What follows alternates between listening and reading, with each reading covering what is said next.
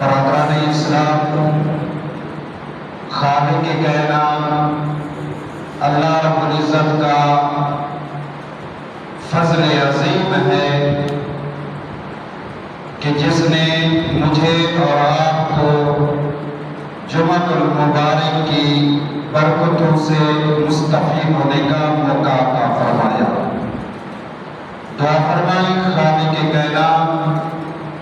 مالک لم یزل اللہ رب السماوات والارض، آج کے دن نازل ہونے والی تمام برکتیں اور رحمتیں ہم سب کو نصیب فرمائے۔ آج کا خطبہ والدین کی عظمت کے حوالے سے ہوگا۔ قرآن مجید فرقان حمید کو جن الفاظوں کا تلاوت کیا، انتخاب کیا، جن الفاظوں کا دعا فرمائے خالق کائنات ان کے ضمن میں مجھے ہم کو توفیق عطا فرمائے، اور اس کے بعد ہم سب کو مل کر اس پہ عمل کرنے کی توفیق عطا فرمائے۔ اللہ تعالیٰ نے قرآن مجید فرقان حمید میں جہاں اپنی عبادت کا ذکر کیا، وہاں اس کے متصل والدین کے حقوق کے بارے میں ہمیں تنبیہ فرمائی۔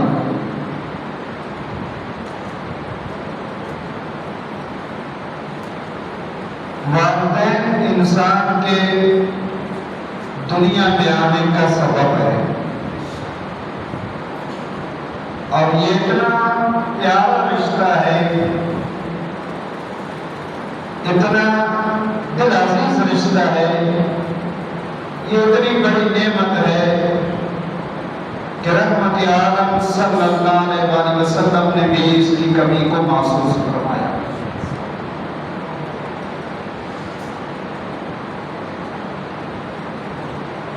ماں باپ کی اطاعت، ماں باپ کی فرما برداری، ماں باپ کے حقوق کی پاسداری ہر بالغ مرد اور عورت پر واجب ہے۔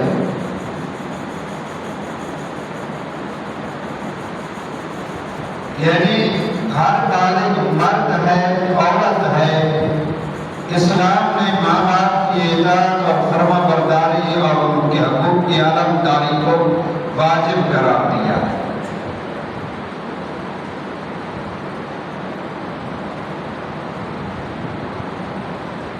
انسان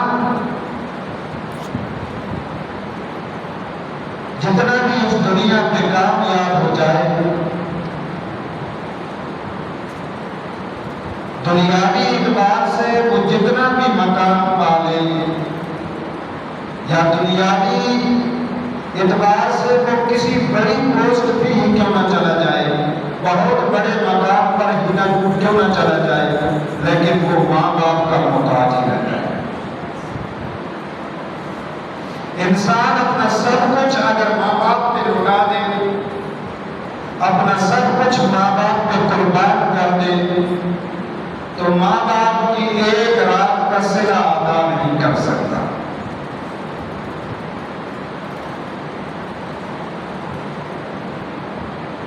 کوئی شخص اپنے ماں باپ کی خدمت بھی کرتا ہے، ان کی اطاعت اور فرما برداری بھی کرتا ہے، اور یہ کہے کہ جس طرح بچپن میں میرے ماں باپ نے میری خدمت کی تھی، مجھے لوریاں دی تھی، میرے پخانے صاف کیے تھے، بدقسمتی سے میرے ماں باپ میں یہ وقت آ گیا ہے، میں نے یہ سارے کام کیے ہیں، مفسرین فرماتے ہیں تب بھی والدین کے مقام کو حاصل نہیں کر سکتا ہے۔ وہ حقوق مکمل طور پہ ادا نہیں ہو سکتے ہیں، کیونکہ بچپن پہ جب انہوں نے تیری خدمت کی تھی، اس وقت انہوں نے تجھے دعاؤں سے نوازا تھا۔ کسی ماں نے اپنے لولے لگڑے آتاج دیور کا ساتھ چھوڑ نہیں دیا ہے، کبھی بھی کسی ماں نے معذور بیٹے کو جا کر معذور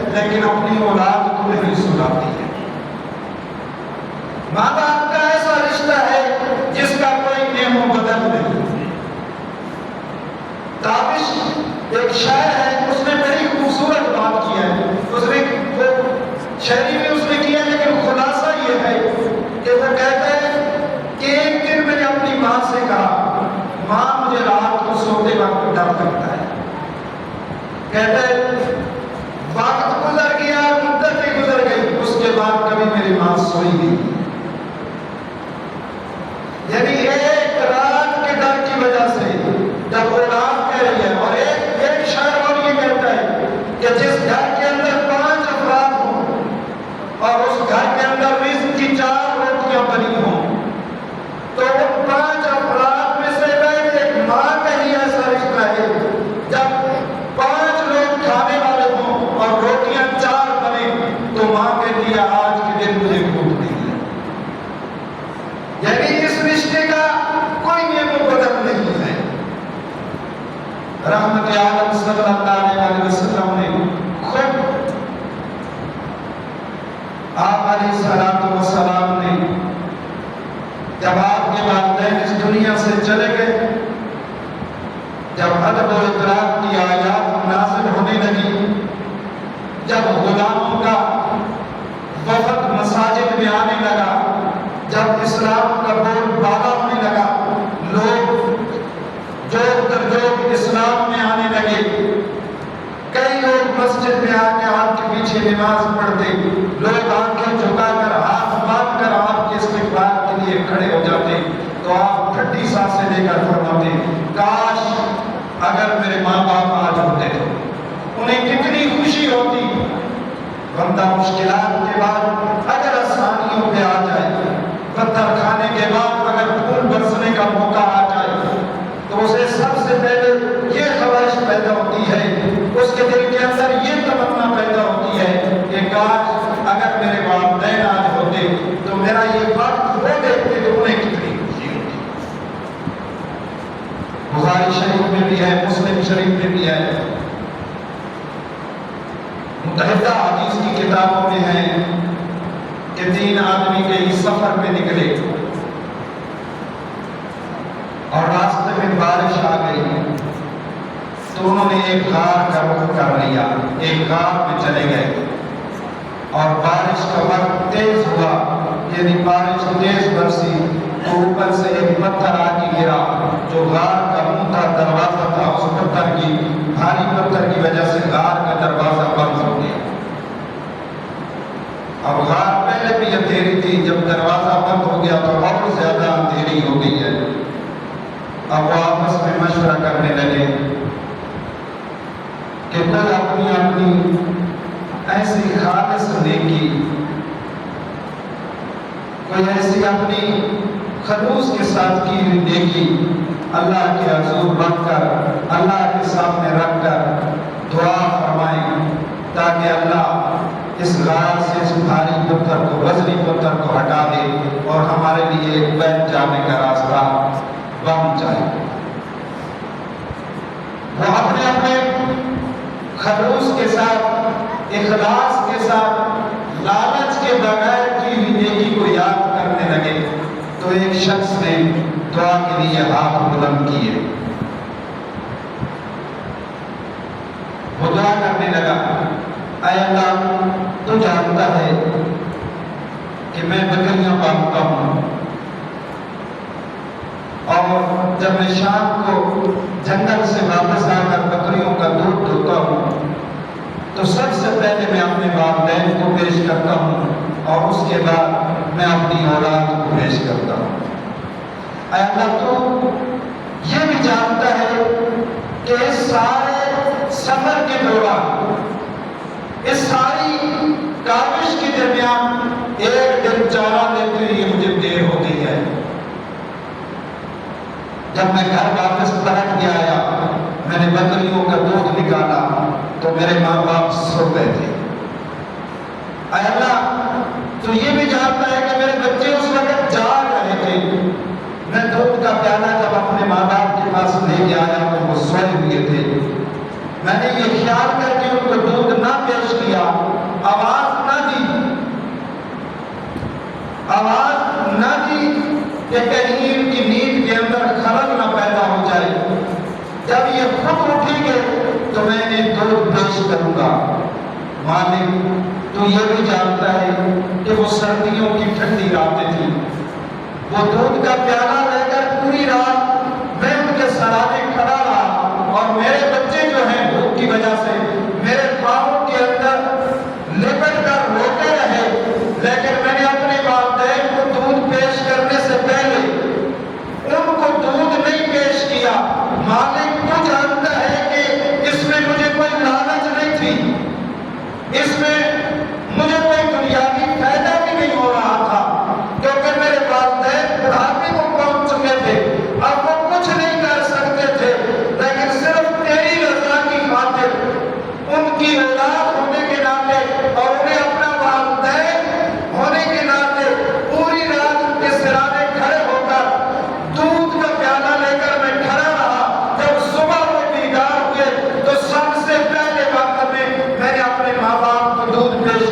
اور اس کے بعد اپنے بچوں کو پیش کیا، مالک اگر تجھے میری یہ ادا پسند ہے، میری یہ نیکی پسند ہے، تو جس گھر کے اندر آج میں پھنس گیا ہوں یا میرے ساتھی جس گھر کے اندر پھنس گئے ہیں، اگر تجھے یہ میری نیکی محبوب ہے تو مالک اس پتھر کو گھر سے ہٹا دے۔ روایات میں آتا ہے کہ وہ پتھر غار سے سرکنے لگا، غار کا منہ کھلنے لگا،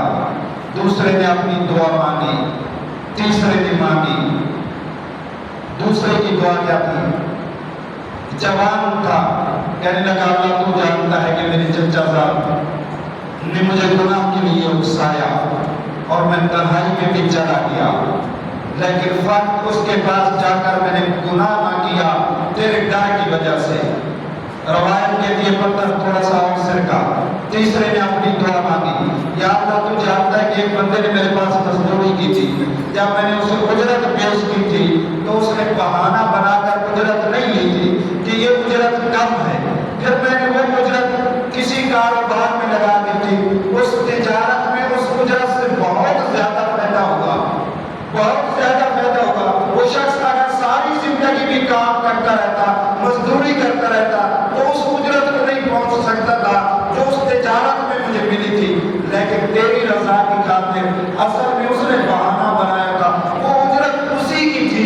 اسی کو میں نے تجارت میں لگایا تھا، اور جو فائدہ ہوگا اسی کے پیسے سے ہوگا، تیری رضا کی خاطر میں نے وہ سارے پیسے اسے لٹا دیے تھے۔ اگر میری یہ ادا یا میری یہ نیکی تجھے پسند ہے تو اللہ اس غار کے دروازے کو کھول دے۔ روایت کہتی ہے کہ غار کے دروازے سے پتھر نکل گیا، وہ تینوں آدمی غار سے باہر آ گئے، یعنی جس سے معلوم یہ ہوا کہ والدین کی خدمت انسان کو نہ دنیا میں کوئی مشکلات آنے دیتی ہے اور نہ ہی کوئی آخرت میں مشکل آنے دیتی ہے۔ امام الانبیاء صلی اللہ علیہ وسلم نے فرمایا، اور مذاہب کی جتنے بھی کتابیں ہیں، مذاہب کے جتنے مذاہب کے ماننے والے ہیں، ان میں والدین کی عظمت اور ان کے حقوق کی اور ان کے حق کے حوالے سے ہر مذہب کے اندر تلقین کی گئی ہے۔ امام الانبیاء صلی اللہ علیہ وسلم نے فرمایا، اگر تم زمین پہ طویل زندگی گزارنا چاہتے ہو تو اپنے والدین کی اطاعت اور فرمانبرداری کرو، ماں باپ کو خوش رکھو۔ اگر تم دنیاوی اعتبار سے کسی بڑے مقام پہ پہنچ گئے ہو اور بدقسمتی کی وجہ سے والدین اسی پرانے مقام پہ ہیں تو والدین والدین ہیں، اللہ کے ہاں تمہارا مقام اتنا بڑا نہیں ہے جتنا والدین کی خدمت اور اطاعت بڑی ہے۔ امام الانبیاء صلی اللہ علیہ وسلم کی بارگاہ میں ایک صحابی بیٹھا ہے، کہتے ہیں یا رسول اللہ صلی اللہ علیہ وسلم میرے والد نے میری شادی کروا دی ہے، نکاح ہو گیا، میں گھر میں علیحدہ کماتا ہوں، میرا والد علیحدہ کماتا ہے، میں علیحدہ گھر میں رہتا ہوں، میرا والد علیحدہ رہتا ہے، اللہ کے رسول میری کمائی میرے پوچھنے کے بغیر میرا والد خرچ کر دیتا ہے۔ اللہ کے نبی نے فرمایا جب اس کے والد کو بلا کے لیا، 3 صحابہ گئے اس کے والد کو بلانے کے لیے۔ وہ بوڑھے کو جب یہ بات پتہ چلی، انہوں نے بوڑھے نے پوچھا کہ مجھے رحمت عالم صلی اللہ علیہ وسلم نے کیوں بلایا ہے؟ یعنی آپ علیہ السلام اپنے بوڑھے لوگوں کو کسی خاص کام کی وجہ سے اپنی بارگاہ میں طلب کرتے ہوں گے، تو تب ہی اس نے پوچھا۔ تو وہ صحابہ کہنے لگے کہ تیرے بیٹے نے تیری شکایت کی ہے کہ تو اس کی اجازت کے بغیر اس کا مال خرچ کر دیتا ہے۔ اس بوڑھے کو دکھ پہنچا، اس بوڑھے کو دکھ پہنچا کہ جس اولاد کے لیے میں نے محنت کی، جس اولاد کے لیے میں نے دھوپ برداشت کی، جس اولاد کے لیے میں نے سردی برداشت کی، آج وہی بیٹا پروان چڑھنے کے بعد میری شکایت کر رہا ہے اور اس دربار میں شکایت کر رہا ہے جو رحمت عالم صلی اللہ علیہ وسلم کا ہے۔ وہ اس دکھ کے اندر، اس درد کے اندر اپنے دل ہی دل میں کچھ الفاظ کہتا رہا جو الفاظ بن کر ابھی زبان میں نہ آئے۔ اپنے دل ہی دل میں سوچا، اپنے گھر سے چل پڑا شرمندہ نگاہ لے کر، کیا میں رحمت عالم صلی